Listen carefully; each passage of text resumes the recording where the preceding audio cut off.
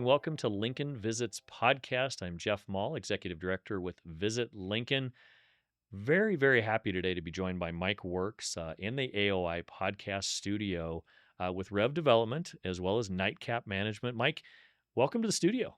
Thanks, Jeff. Happy to be here. It has been a few years. You and I have known each other and been in the industry. So what we want to do today is talk about Mike's role with REV Development as well as Nightcap and the Golds block, which a lot of people have been looking at and seeing and wondering what's going on. So in short, let's start off with REV Development and tell us a little bit about that, the things you have going on, past, present, future kind of developments. Okay, sounds good. So REV Development, we did most of our stuff outstate, small towns, a lot of hotels. We bought them all in North Platte. That's kind of how we got our start. Gotcha. But in the last 3 years, we've done a lot more in Lincoln, Nebraska. That's actually my hometown.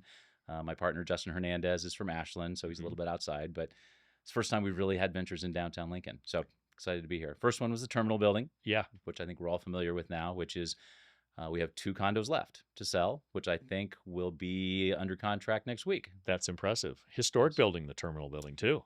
Very Yeah. cool building. Yes. Yeah, I actually worked there years ago for a gentleman by the name of John Brash with Senior Technologies.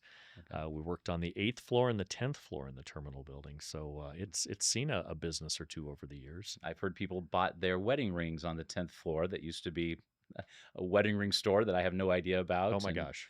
But the only thing that I was really sorry to see go was the sandwich shop on the first floor, which I frequented a lot as well. H. when I was Marie's, downtown. if I remember right. Yeah, it was H. very Marie's good. sandwich shop. And then after that, it was a sub shop. So, yeah, Correct. it was a good history down there. And real estate in downtown Lincoln on the REV side, condo development. A lot of people are talking about rooftops and downtown living. Where's that at right now, inventory wise? Is there still a need for additional downtown living? I would say there is. Okay. Definitely apartments. Okay. No question about that. But I think there's still a condo market as well. Some of the condos have gotten fairly expensive. Sure. That makes sense. We Yep. see it. Yep. Correct. So we had a little bit older buildings, so some of ours are probably a little more affordable. Mm-hmm. We do not have a rooftop, but we do have some great amenities. We are going to actually open up, it looks like, 10 new condos on the 3rd and 4th floor. Good. Is our Good. goal here in the near future. What's it like going into those old buildings when it comes to the redevelopment of and turning them into condos? Because a lot of that's some pretty hard brick and mortar that's in those buildings. I would tell you it's super exciting at the beginning on the planning stage. It's super exciting when you're done and it looks great. Sure. And the middle part is really, really tough. Yeah. You find all kinds of things that you had no idea were going to be the case. You got plumbing in places you would never expect. Both the Golds building and the terminal building had alleyways underneath the sidewalks, which I guess are all over downtown Lincoln, but was not something I was even aware of. So these alleyways, without divulging any secrets that are out there, are just a way for people to have commerce between other buildings in downtown Lincoln? Do you have any idea? Some of them have tunnels. Okay. I know there was one Sure. from the Golds building elsewhere, which has been closed up a long time ago. Sure. Okay. Yep. But in general, I think it was just excess space that the city allowed to happen a long time ago, and now I think the city wishes wasn't there. I'm sure from Yes. a standard standpoint, conduit and things like that, it's a little bit different when you get it down into the ground. So, yeah, it's been amazing watching the skyline change with apartment style living. A lot of people just assume it's downtown living for students, but what I'm hearing you say is it's probably quite a bit for people that just want to get back downtown and young couples, maybe people just single out there that are looking to create a downtown lifestyle. Is that what you're seeing as well? I think so. I think in the terminal building, about 50% of the people actually live there full time, and about 50% are weekenders or Sure. football Saturdays, that Sure. sort of thing. Sure. But I think there is a need. Yes, I mean places like Huddle have Yeah. done such a great job of bringing in single Mhm. folks that are making a good living, would like to live downtown. The Haymarket's wonderful, but there is a lot of stuff going on in the middle of downtown now, which I Sure. know you've been instrumental in working on. Yeah. There's a Um, lot going on. Correct. And then great restaurants. The dish is amazing. There's more restaurants coming. We've got a steakhouse coming in the Golds building. We're excited to hear more about that here coming up. Yes. Yeah. And just a number of things like that I think there's going to be a need for more and more housing in that middle section of downtown. Yeah. So as far as the Golds development goes, we've talked a little bit about that in the past, and you see a lot of it out there in the news right now. We know Mike's doing something on one part of it. Then you got a big hole in the ground over there as well. So just briefly, I know convention center discussions have been ongoing. Your team has put together a competitive bid from what we're seeing out there. It's something that is still in consideration. And, where are you at right now with that? It sounds like we're all kind of waiting right now for a site to be selected. We are. Yeah. I would love for that answer to come soon. but I know you've been intimately involved in this. Yeah. I don't think any of us know when that answer is going to come. So we are exploring other possibilities on the hole in the ground. We're talking to a couple groups about code GP projects. Hmm. I mean, I think you may remember we had an original plan Sure there you did. for I a know. Yeah. high rise. We had some retail interested. We had definitely apartments, put another hotel on it, and do some condos as well. So Hmm. it would have been a very cool building. At this point, we'd be open to a lot of different things. That's good. So you have options, We do which have is options. important. Yeah. Yes, So that's good. exactly. All right. So let's talk hotel world. You and I have known each other in the hotel world for many, many years. I've been doing this for 22. I think you're probably got a few more years on me after that. We were talking off air. I was at the Villager Courtyard Gardens and Hotel at 52nd No back in the day, and we talked a lot about the old Akatiki Lounge, Spike and Ollie's, Tony and Luigi's across the street. So the lodging industry has changed so much, and your company, Nightcap Management, has been involved in lodging for years now. Tell us about the portfolio on the lodging side, and maybe where it began, where it is today, how many hotels you have, those kind of things. Absolutely. So I go back a little further. Yeah. I'm married into a motel family. Oh my gosh. Gil Grady and Oh Associates was my. out on West O, Yes. which you may remember.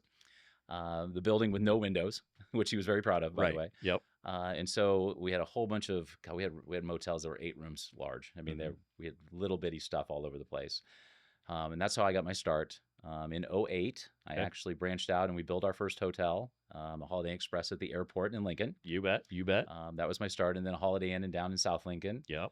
and then up in Omaha and did a full service Holiday Inn, and then that's just kind of been what we've been doing since. So new partnerships starting in 14, and since then I think we've probably built 30 maybe hotels, That's impressive. mostly in the Midwest. Yeah. A lot of small towns, but in Omaha and Lincoln and other places as well. And then downtown, which Hmm. is really where we're headed with this, is Yes. the pretty part of the Golds Building. And for people that haven't driven by, Yep. the pretty part is the part on O and 11th. And it looks like not a lot's been done to it, but that's because the exterior of the building is gorgeous by itself. But the interior of the building is almost done. So we're a month away from opening up a Hampton Inn down there Yes. that we're very, very proud of. Brand new Hampton Inn. So I was telling Mike, I walked over there 2 weeks ago with our Visit Lincoln staff, took a tour of just kind of, we walked in the lobby, still a lot of work being done. Very spacious lobby, very big lobby. You can see how big groups are going to be able to be accommodated very well when they get to the hotel. But let me tell you, we walked some stairs up to some floors that had some nearly finished rooms and almost finished rooms.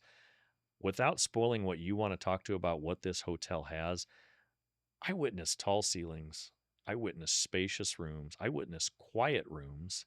A lot of rooms which face O Street, and people sometimes complain about O Street traffic and noise. I didn't really hear a whole lot, Mike. So kudos to you on the construction side, but tell us a little bit about what this Hampton is, what it brings unique to the lodging market in Lincoln. Great. 115 room Hampton Inn. Okay. It is a truly historic building. 14-foot ceilings. You're actually right. Oh my gosh. Every one of the rooms is half again as large as any other room in downtown Lincoln. They're just very impressive. We had to fight Hampton on this a lot, which you've been in the world in the hotel world. They Yep. had very strict standards. They wanted us to bring those ceilings down to about 10 feet, like a normal ceiling. They didn't want us to leave the exposed brick walls. We finally worked through all of that, so we got to keep all of the historic Thank you. elements. Thank Yes, you, by the way. They thank- look amazing. thanks to Hampton for that. Yes. So it's got big columns inside. Yeah, just spacious, great rooms. Yeah, I think it feels more like a boutique hotel Hmm. than it does a normal Hampton Inn. Certainly the nicest Hampton in the state of Nebraska. So where are we at with development, opening, when reservations are going to start to land? Because I know your press is always to make sure you're ready by football season, which I think you're going to be fine. Oh, I think We we're hope you're going to be fine. April 10th. That's good. That's I feel great. very comfortable saying April 10th we will be open. That's great. Yep, rooms are done. Lobby's basically waiting for furniture, which as soon as we get our CO, we can put the furniture in. And then there's some really fun elements to this. So we've got a pour my beer. We've got taps in the lobby. Saw that. Talk Yes. to us a little bit more about how that works. Okay, so you walk up to the front desk. We'll give you a card.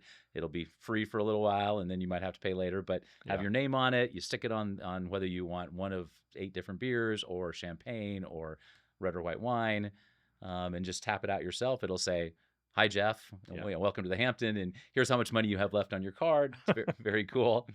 Our goal is to activate the first level, and I think And that will do that. I think so too. We have a GM who's very much in favor and has done this in the past, Kerry Kubesa, and we'll have live music on certain nights, whether that's outside on 11th Street eventually or inside the lobby. Mhm. But I think it's going to be a very active lobby. We'll have tastings and other things for hopefully not just our guests, but some of the locals downtown to do too. So game days, game weekends, like you may want to come in a couple days early, experience the whole lobby experience, be in downtown Lincoln. This is kind of why you build hotels the way you do right now, especially downtown. Game day weekends are a big deal. They are. I mean, that's kind of why you build right now. And Mhm. we had this discussion in the office the other day about the increase in inventory in Lincoln, Nebraska, and other college markets. And that primarily centers itself around game day weekends because people come in, hopefully, when the teams are playing well, 2, maybe 3 nights. Sometimes you'll get into 2 and 3 night minimums in the hotel world. And so I think you're well versed to have a really good placement in downtown Lincoln with the Hampton. Yeah, we're excited by that. A couple other elements to it. You bet. I know you're probably going to Yeah, ask I was about going to that. go there. But number one, we have a steakhouse that absolutely will be opening up before football season or right in the start of football season. It's the Rib and Chop House. Okay. There's 14 of them. It's a regional chain in the upper Midwest. And they are originally, this gentleman who's opening it is the son of the original Ruth Chris franchisee. Okay, that's a good start. That's a good background. It's a fantastic. He is a Oh, my fantastic gosh. operator. We've been up to one of his Montana ones. We just opened the first Rib and Chop in North Platte, Nebraska, in our mall out there. Okay. And it's doing fabulously. But just really good food at really reasonable prices. So this is not your $75, bone-in fillet type of deal. This is a $35 fillet with 2 sides that is delicious, comes out on your 900-degree plate and finishes cooking right in front of you. No, wait a minute. Wait, did you say $35 Ish. for everything that you just stated? With 2 sides? That's absolutely. affordable. This is not a place you go once a month. This is a place you could go every week and be very happy. And I think that's what people want to hear, especially in the market like Lincoln. I would agree. In Nebraska. Yes. Because steaks always sell. Steaks sell, right? Sometimes you pay the premium, Correct. but I like the affordable steakhouse option that you're talking. It feels like Lincoln's missing that. Good. How many tables roughly do you think you're going to be able to seat right now? They got 7,000 square feet. Okay. So a bar area. I guess I don't know how many seats they're going to have indoors, but it's got to be well over 150. And then we also have about 2,000 square feet of outdoor patio space on 11th Street. So 11th Street is getting improved Okay. significantly. Yep. The city has a plan for the streetscape out there, which I think you're well aware of. Yes. And we are doing our own work on that as well. So they'll have outdoor patio seating of about 70. So on game day weekends, I would expect that to be completely full. We expect to do outdoor music out there as well on 11th Street. Impressive. Yeah, should be fun. That's going to be a really nice concept. Yes. Meeting space at all? Boardrooms? Okay. Excellent. Yes. Okay. This is something that right up your alley here. Good. So we've got a boardroom on 5th floor. Okay. Seats probably 50, give or take. But then we have another 1,600 square feet on 6th floor, which elevators directly to it. Okay, good. Easy in and out, so you could do small weddings, certainly small convention type events. Yeah. But you probably know your numbers better than me. Maybe 120, 130 people in there possibly. So unique meeting space, I think, is something that Lincoln's really good at. And I think, you get into meeting space in a lot of hotels. It's the same 4 walls. It's the same boardroom set. So it sounds like you have a little bit of variety when it comes to meeting space and different groups, different sizes kind of thing, which would be good for downtown because a lot of times you get locked into your big box convention center type hotels that don't have nice, small, more sized meeting space. Right. Good. I think you're absolutely right. Good. So the other element I'll talk about is, and this is not a set deal, but we have the basement, and there is a ton of square footage in the basement. It's still 14-foot ceilings, really cool space, but we are talking to a possible bar tenant down there. Good. Who would bring a new type of bar to the Lincoln market. We're open to talking to folks locally as well. We have not gone down that path all the way, but we'd love to bring back what once was the Lucky Lady. I was going to ask you, for the history buffs out there, they're going to say, well, wasn't that the Lucky Lady back in the day? It was. I did not partake. I was a little too young for that, thankfully, but there's a lot of history in downtown Lincoln as far as restaurants and nightlife and such. I'm just enamored with that building. I'm enamored with not only the terminal building, but the Golds building. For all of us spent so much time growing up in those buildings. Our moms and dads ran around in downtown Lincoln. So this is going to be neat to see. Any old photos that you found during construction? Images of days gone by in that building? Well, a couple of things. So we saved some of the big art murals that were on the wall inside the part that we had to tear down, which was the ugly part of the building. But we had to put cool murals from that. We also have the giant Golds lettering. There were 2 sets of the giant Golds lettering. The ones that were on the outside. Correct. That will show up someplace in the hotel. Okay. Not completely known where yet. And then we also found just recently, Johnny Cash actually came to Lincoln, Nebraska. I'm not going to remember the year. It was on March 18th of some year. And he went to the Gold's department store and played us 5 set songs and signed autographs, I'm sure, for all kinds of screaming fans for an hour before his actual Pershing debut. I was going to say, he probably tied it into his Pershing show, Correct. but he was in the building playing an intimate setting For an hour. in the Gold's building. Yes, and played 5 songs. That's what it said. So we're going to celebrate that's that pretty every cool March stuff. 18th and do something with it. And you do have photos of that, you're saying? We have some photos. We have the old billing. Oh, yes. wow. That's going to be fun. Yeah, I think more and more of that stuff will pop up. Any chance the public's going to get a chance to come through the hotel relatively soon? Grand opening-ish dates you're kind of planning on? I think we have an open house scheduled sometime in late April or early May. I don't remember when that is, but sometime soon. That's good. That's good. Well, this is exciting stuff. Like I said, when we walked through the facility, I walked out there and I said, I've got to get a hold of Mike. I want to get out there and tell the story of what's going on with this hotel. And, the Gold's development is key to our downtown redevelopment.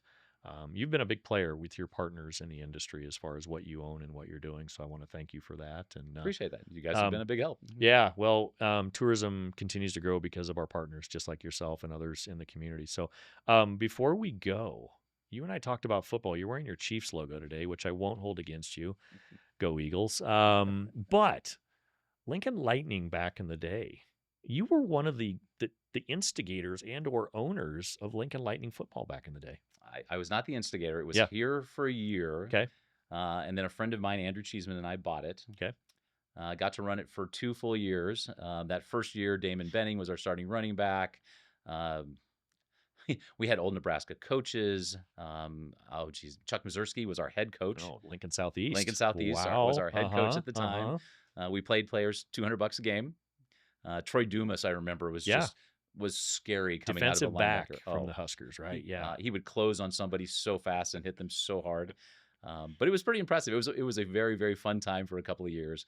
Obviously not long lasting in Lincoln, but I still have old gear and certainly pictures of the kids in football uniforms and things like that. Yeah, Mike, you're one of those guys that you've been good for our community, and we're glad you're still here. So, any parting comments as far as your vision for Lincoln? Things that you think we're lacking, things that would make the destination better? It's always my trick question for people, in that I feel like I'm always part of these conversations about growing Lincoln, and there's ideas that I have. What does Mike think Lincoln needs better to be a destination that goes beyond being overlooked, but kind of a must-see? Okay, so I think you and I've talked about this before. This is not going to be new to you, but to a lot of people, I think what's missing is we have a very cool 14th Street, that area type of downtown, and O Street, which is a little more collegey, but there's Yaya's and some cool places down there. And then you kind of got this vacuum in the middle to get down to the Haymarket, which is the other cool place that you want to be. Sure. And to me, that's what needs to continue to be developed. I think the mill coming in, the new radio station, some of those sort of things. The Dish is wonderful, obviously. I think we're getting that connector, but I think we got to go a little bit further. We're not quite there yet, but we're getting close. That's important, because I think what you want to do in tourism is give people a chance to extend their stay and extend their visit. And sometimes where they can see and do things within about a 3 or 4 block radius, they feel like they've done everything. They've kind of turned around and came back, and they've done the P Street corridor. So I think to expand that a little bit, I think would certainly be good for people like Todd Ogden with the Downtown Lincoln Association. Todd and I think Mike have sat down over the years and talked about visions we have for the community. So, Mike, we appreciate your time today. All that you do for tourism. I appreciate the friendship, the collaboration, and the things we want to do in this community together. So thank you so much for being here. Thanks to you. Well, anybody is interested in what's going on with Visit Lincoln, you can log on at lincoln.org. We appreciate your support of tourism, and thanks to all of you for being the people that make the place.